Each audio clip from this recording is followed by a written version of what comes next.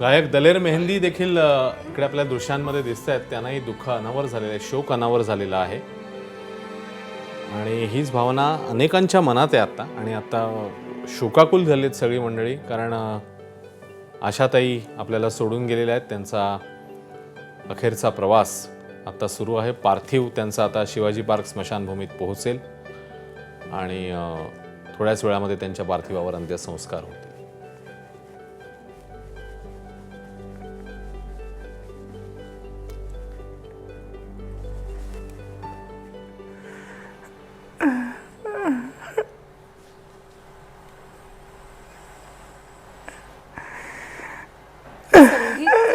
सृष्टीत किती मोठी पोकळी निर्माण झाली आहे हे दलित मेहंदी यांच्या या अश्रूंमधून आपण पाहू शकतो.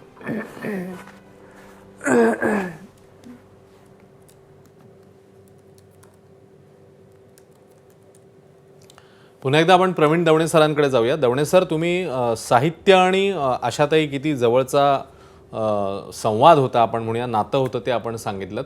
आपल्या एखाद्या साहित्य कृतीला, आपल्या एखाद्याला रचनेला त्यांनी दिलेली दाद असेल, आपली कोणती रचना त्यांना आवडायची, त्याबद्दल काही विचार त्यांनी मांडलेला, आपण लिहिलेला रचना त्यातला भाव आणि त्यांनी व्यक्त केलेला भाव, या संदर्भात काही आहे आठवण दवणे सर? म्हणजे जीवलगा नावाचा चित्रपट जो होता, तर म्हणजे महेश कोठारेंचा त्याचं दिग्दर्शन त्यांनी केलं होतं आणि माझ्या आयुष्यातला तो अत्युच्च क्षण असल्यापैकी होता, कारण 6च्या 6 गाणी त्यातली ही आशाताईंनी गायलेली होती आणि सुरेश वाडकर आणि आशाताई, आणि एक त्यातलं जे गाणं होतं ते अशोक खांडेंनी गायलं होतं आशाताईंच्या बरोबर.